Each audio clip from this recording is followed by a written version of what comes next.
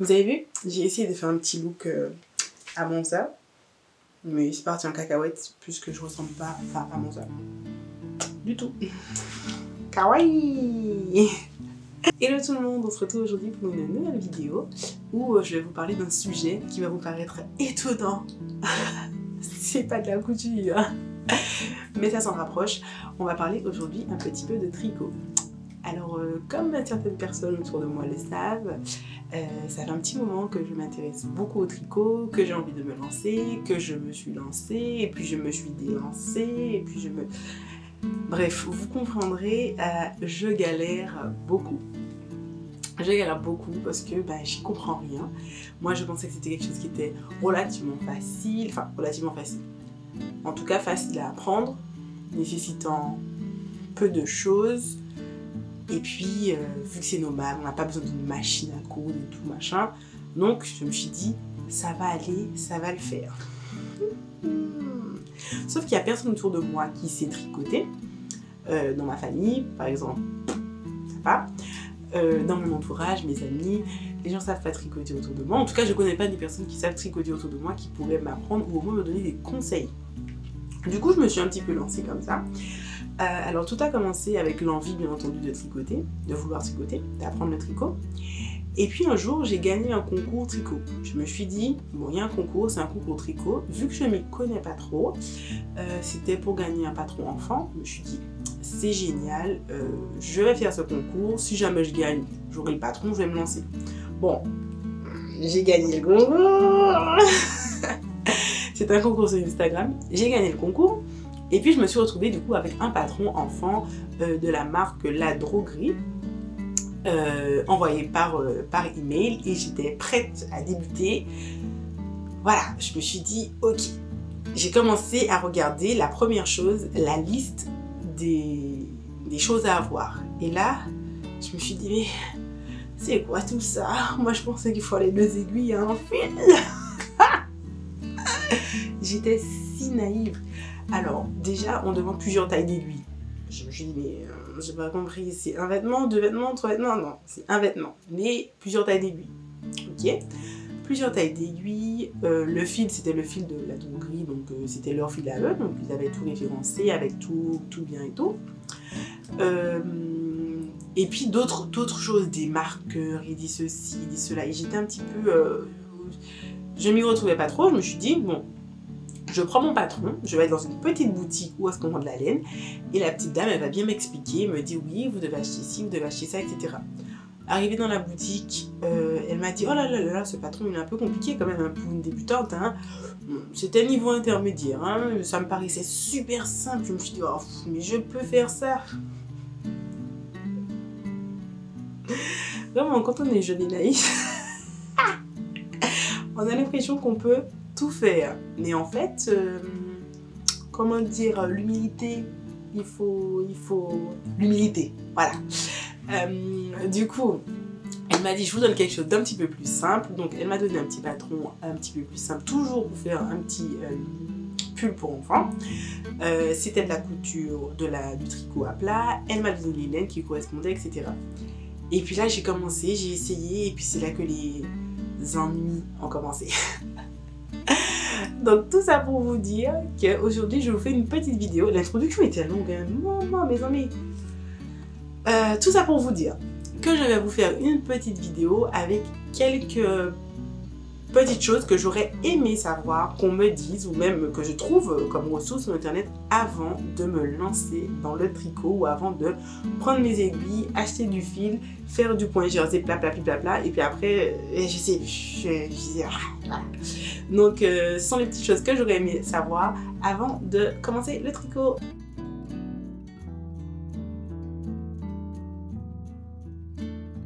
Alors, j'ai tout noté sur mon téléphone. Alors, bien entendu, cette vidéo n'est pas du tout...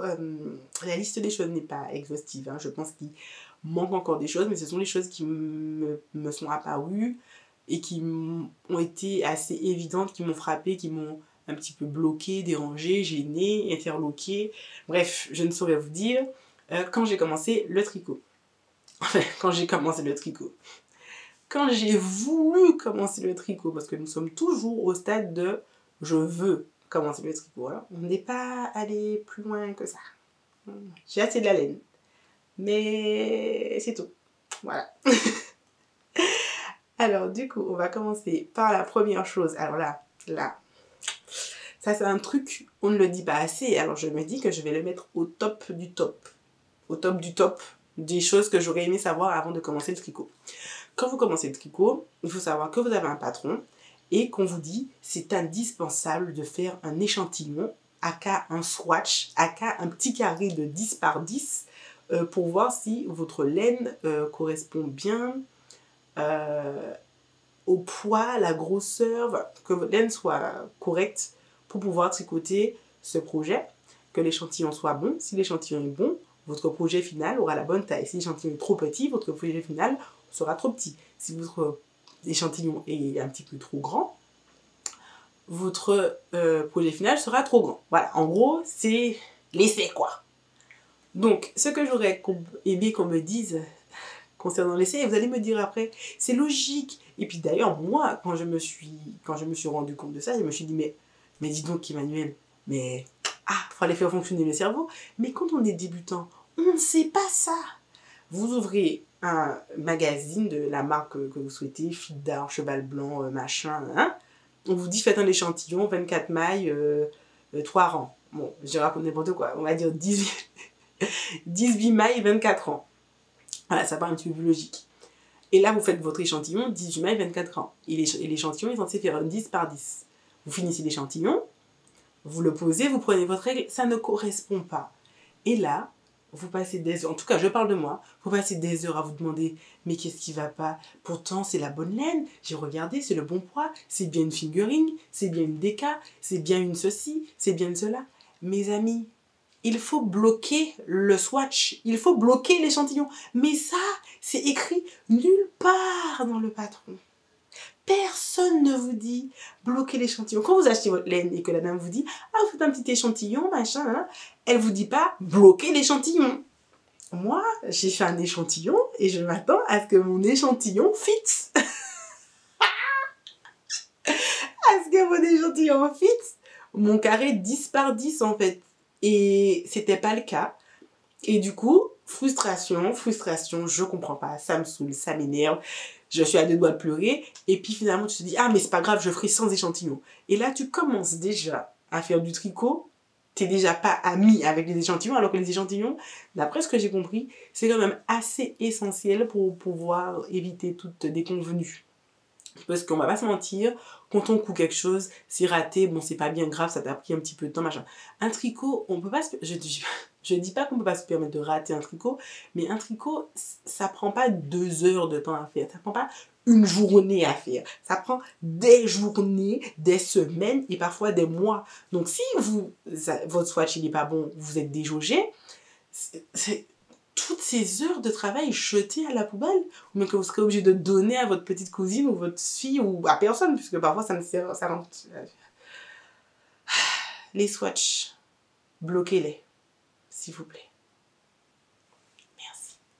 Une deuxième chose que j'aurais aussi aimé savoir, c'est que Ravelry, c'est ghetto.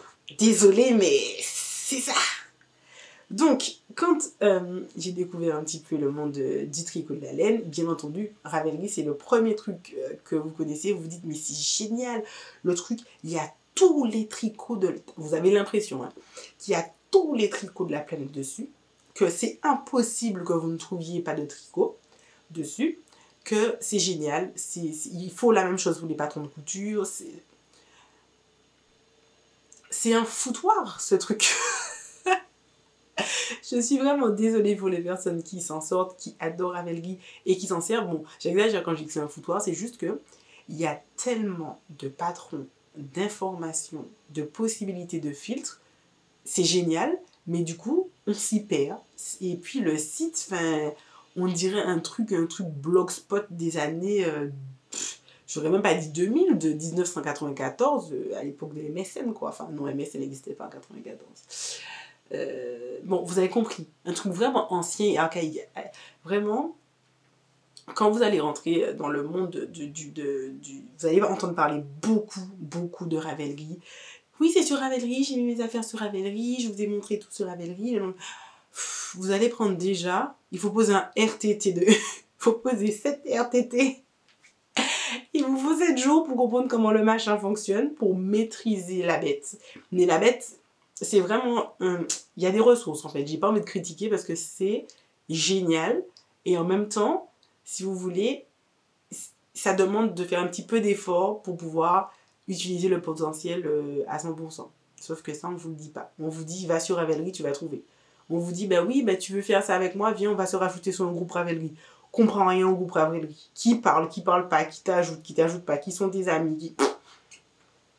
Je comprends pas. Donc, bah écoutez, j'ai pas de conseils à vous donner pour Ravelry. Autant, je pourrais vous dire de bloquer vos échantillons, là, aucun conseil à part pratiquer, traîner dessus et pratiquer. Point suivant. Alors, le point suivant, et c'est peut-être quelque chose que, bon, vous en doutez, c'est que le tricot, ça peut coûter très cher. Je savais que tricoter, c'était beaucoup plus cher que coudre, parce que bah, la laine, c'est pas quelque chose de super accessible, si on peut dire ça comme ça. Quand je dis accessible, je vais dire financièrement parlant. Tout le monde peut trouver sur le marché des tissus à 2 € le mètre. En revanche, des laines pas chères, enfin je sais pas, j'en ai jamais trouvé. Alors quand je dis pas cher, tout est relatif parce que vous allez me dire qu'un écheveau de laine d'une teinturière qui coûte 24 € comparé à 2 petites balles de laine, je sais pas, fil d'art, forcément la fil d'art est moins chère. Mais sachant que pour un pull, et parfois il vous faut 10 pelotes de laine, multiplier les 8 €, même les 4 €, même les 5 € par 10, ça fait tout de suite 50 balles quoi. Et le pull il n'est pas fait. Vous avez déjà dépensé 50 balles. Donc ça c'est déjà pour la laine. Ensuite pour le matériel, parce qu'il faut acheter des aiguilles, etc. Ben, les aiguilles ça coûte pas 2 €. Hein. J'ai récemment acheté une petite paire d'aiguilles circulaires à 12 € pour une aiguille. Et voilà, et tout le matériel, les anneaux marqueurs, et puis ce qu'il vous faut. Il vous faut aussi des sacs pour les mettre. Alors bien entendu, vous pouvez faire ce que vous voulez. Vous n'êtes pas obligé d'acheter des sacs très chers. Hein. Mais bon, c'est assez tentant parce qu'ils sont si beaux. Mais bon, par exemple, mon projet tricot du moment, il est dans un dust bag Lancaster. Mais en réalité, vous vous dites, vous pouvez commencer le tricot sans avoir tout le matériel nécessaire. C'est pas la peine d'acheter. Vous pouvez acheter au fur et à mesure, bien entendu. Mais déjà, le matériel de base, il vous faut de la laine, des aiguilles, des anneaux marqueurs. Je pense que c'est obligatoire puisque il y a très peu de patrons où vous n'aurez pas besoin d'anneaux marqueurs. Et de quoi arrêter vos mailles. Enfin, arrêter vos mailles. De quoi les retenir là pour les reprendre plus tard. J'ai oublié comment on dit ça. Mais bon, vous avez compris. Et puis il vous faut quelque chose pour le ranger en fait, votre tricot, parce qu'il va traîner, ça va être l'horreur, parce que les baguettes, les aiguilles, les anneaux marqueurs, le patron lui-même, il faut tout mettre dans un sac. Donc je vous conseille d'avoir un sac, si vous voulez faire en mode, voilà, comme vous n'avez pas les moyens de vous acheter, je sais pas, 5 sacs pour 5 projets à 45 € le sac, des dust bags, c'est très bien. Évitez les sacs en plastique quand même parce que c'est un petit peu chiant et ça se perce. Mais des sacs comme ça, c'est parfait. Donc pour l'astuce que je peux vous proposer pour réduire un petit peu les coûts, c'est d'acheter des choses en seconde main. Vous avez des sites tels que Vinted, Le Bon Coin et le Vide Atelier. Je vais vous mettre le lien du site en barre d'infos, qui sont des sites, Vinted, ils vendent tout, donc forcément vous allez potentiellement trouver du petit matériel, c'est-à-dire des aiguilles, il y en a en veux-tu, en voilà, de toutes les tailles, de toutes les formes, etc. Des aiguilles, de la laine également, moins sur Vinted, mais plus sur Le Bon Coin. Et puis le Vide Atelier, c'est un site qui est spécialisé dans la vente de produits de mercerie, de couture, de broderie et de tricot, enfin tout ce qui est loisir créatif, on va dire, en seconde main. Donc c'est un Vinted, mais pour les petites créatrices, les couturières, les brodeuses et les tricoteuses, et ça on adore, parce que du coup vous allez trouver de la laine, des aiguilles et des lots d'aiguilles, etc. pour des prix qui sont, ma foi, assez intéressants. Et puis ce qui est sympa, c'est que vu que ce sont des personnes qui sont couturières ou tricoteuses, etc., vous pouvez leur envoyer un petit message pour leur demander « Oui, est-ce que vous n'avez pas ci, ça, voilà ». Et ça peut être sympa pour pouvoir économiser, parce que c'est vrai que quand vous voyez par exemple les lots les sets d'aiguilles circulaires, ça peut très vite coûter 160 € quoi. Alors quand vous commencez quelque chose, 160 €, alors vous n'avez pas forcément quoi. Sachant que c'est toujours sympa d'avoir une petite panoplie. Comme ça on a les aiguilles 3, des aiguilles 4, des aiguilles 3,5, des aiguilles 5. Je pense que pour commencer, ça c'est bien. Inutile d'acheter des 10, des 9, des 8 parce que ça c'est si vous tricotez de la chunky ou des grosses laines et au début c'est pas ce que vous allez faire. Hein, on va pas se mentir, on va faire des trucs simples qui rentrent dans votre main et qui ne nécessitent pas que vous ayez trop de choses dans les mains. Donc voilà, la troisième chose que j'aurais voulu qu'on me dise, c'est que ça peut coûter excessivement cher, même si je m'en doutais un petit peu, on va pas se mentir. Ensuite, aussi une chose que je ne savais pas, c'est qu'il existe plusieurs façons de tricoter. Quand vous apprenez à tricoter, on vous montre la façon de tricoter qui est la façon française. Donc vous tenez vos aiguilles dans vos deux mains, l'aiguille droite a le fil, à chaque fois vous prenez et vous faites passer votre fil sur vos aiguilles. Sauf que quand j'ai commencé à apprendre, donc j'ai appris avec des petites vidéos, avec un livre aussi que j'avais acheté, qui était sympa d'ailleurs, que je vais vous montrer dans un autre épisode où je vous montre tout ce que j'ai pour le tricot, où il y a un QR code, il y a une petite vidéo où je vous montre comment on fait les premières mailles, comment monter les mailles, etc. Et en fait, quand je suis arrivée sur Instagram, donc je regarde un petit peu, je trifouille, et là je vois des Américaines qui tricotent. Mais je me dis, mais qu'est-ce qu'elle est en train de faire? Parce que c'est pas du tout comme ça. Et puis je regarde des podcasts tricot, et puis je vois des filles qui tricotent, et je me dis, mais pourquoi elles tricotent pas comme moi j'ai appris? C'est quoi leur... qu'est-ce qu'elles font? Je me suis dit au début, bon, c'est peut-être un point spécial. Non, ce n'est pas un point spécial. Il y a plusieurs façons de tricoter. Vous pouvez tricoter à la manière continentale, et puis vous pouvez tricoter à l'anglaise, et puis vous pouvez tricoter... Enfin, je vous avoue que je ne connais pas exactement toutes les façons. Je vais essayer de vous lister toutes les différentes façons de tricoter juste ici. Bien entendu, je ne les connais pas toutes, mais c'est vrai que j'aurais aimé savoir qu'il y avait plusieurs options. Comme ça, moi, avant de commencer à tricoter à la française, j'aurais pu choisir quoi, parce que je tricotais comme ça parce que j'avais pas l'impression que j'avais le choix. Mais là, je pense que je vais essayer de changer de façon de tricoter pour pouvoir tricoter à l'anglaise, je pense, et tenir mon fil de la main gauche et pas de la main droite. Ou alors de la main droite, mais sur un seul doigt. Bref, on va reparler de ça plus tard, quand je serai plus calée sur le sujet. J'hésiterai pas à faire des vidéos pour qu'on puisse progresser ensemble, vous et moi, les personnes qui ne savent pas tricoter. Les gens qui savent déjà tricoter, vous allez regarder cette vidéo en riant doucement de moi, je sais. Mais il faut bien commencer en quelque part, quoi. Donc voilà. Alors, une autre chose que j'aurais également aimé savoir quand j'ai commencé le tricot, c'est que c'est hyper british comme truc. Quand vous allez commencer le tricot, vous allez vous rendre compte que 70%, bon j'exagère peut-être, mais ce sont des termes anglais. Déjà, quand vous allez... Elle parle anglais tout le temps. Oui, alors c'est de la laine fingering. Quand vous commencez, vous entendez fingering, de la lace, sock, mais tout est en anglais. Tout. Elles disent tout en anglais.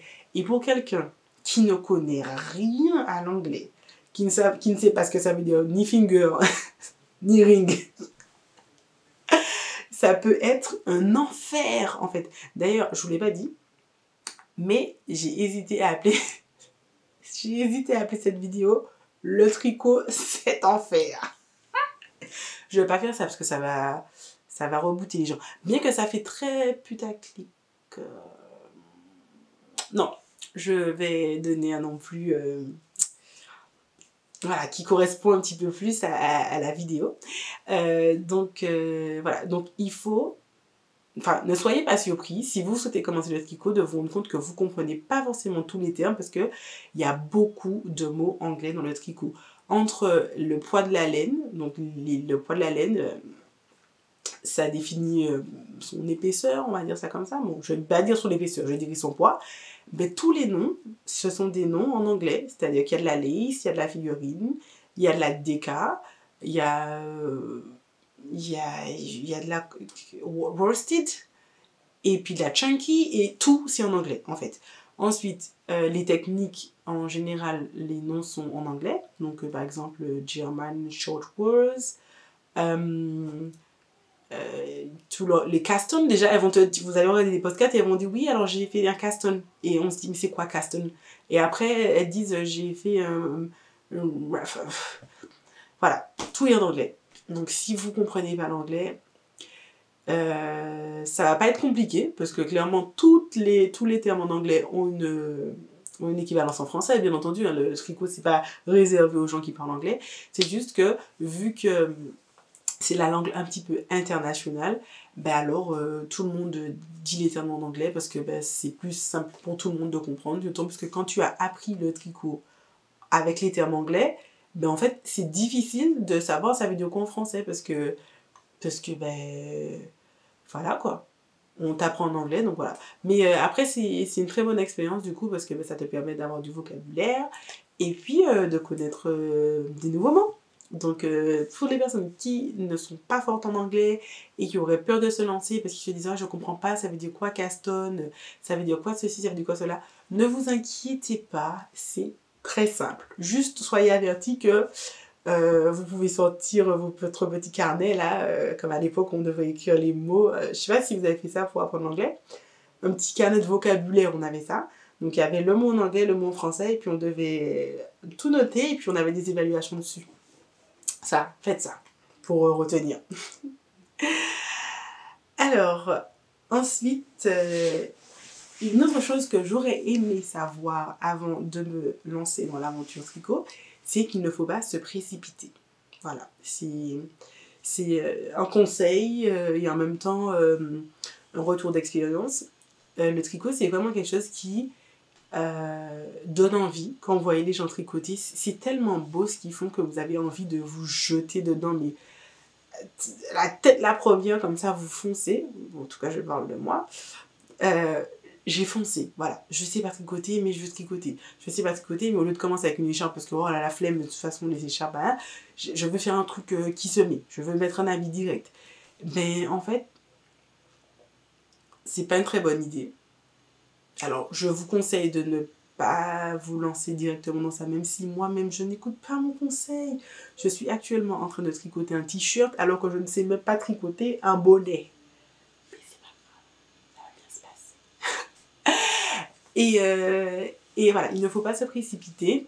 Alors, même si je ne suis pas forcément d'accord avec le fait qu'il faille forcément tricoter un accessoire, qu'il faille maîtriser les accessoires avant de se lancer dans les pulls, etc. Bon, je ne suis pas d'accord avec ça. Il faut juste savoir que c'est un art du fil qui est un processus en fait. C'est plus du process que du projet fini.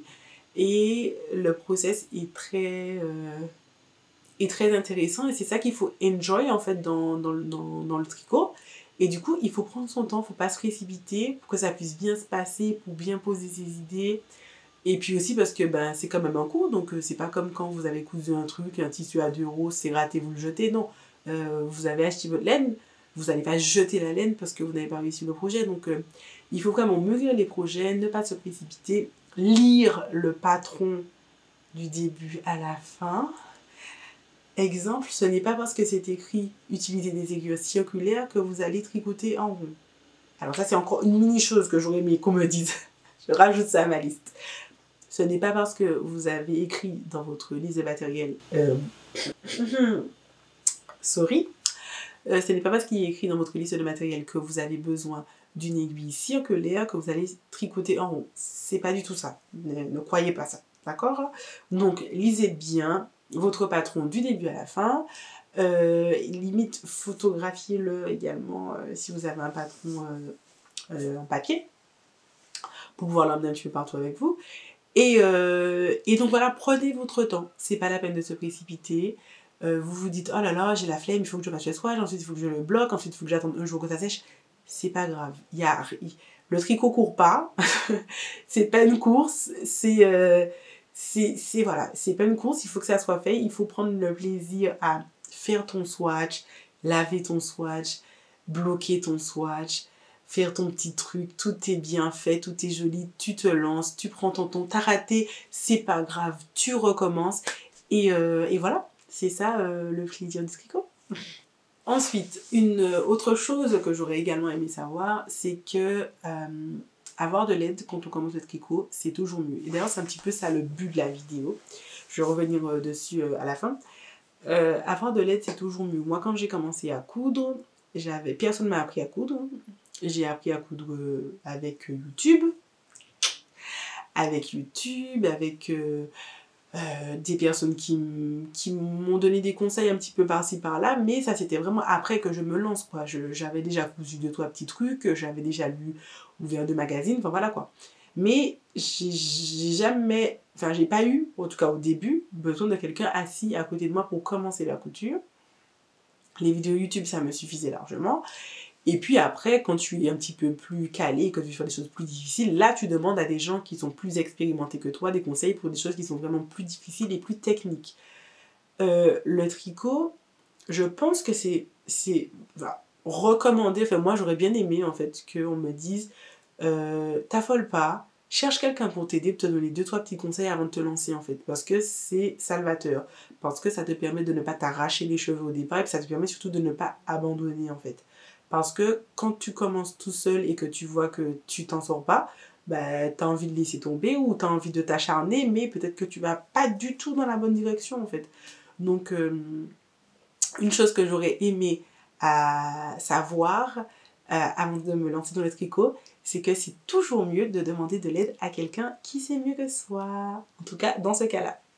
Voilà. Et dernière chose que j'aurais aimé savoir avant de commencer de me jeter dans le tricot, c'est un petit peu plus positif, c'est que c'est vachement addictif.